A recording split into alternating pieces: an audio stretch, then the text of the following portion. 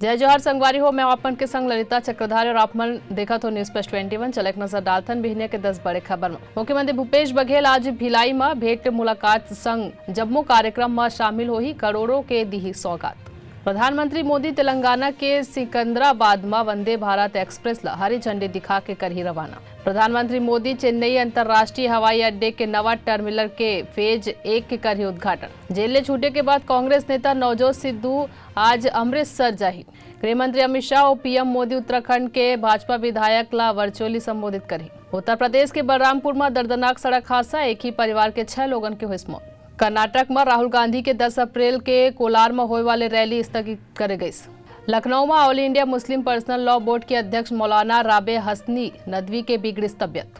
PMO के नाम में ठगी करे वाले किरण पटेल ला लेके अहमदाबाद पहुंची इस क्राइम ब्रांच की टीम। पाकिस्तान अब आतंकवादी के खिलाफ शुरू कर ही अभियान। ऐसे नहीं तमाम बड़े जानकारी लिए लगातार अपडेट रह पर देखते रहो न्यूज प्लस 21 आप मन के हक के बात।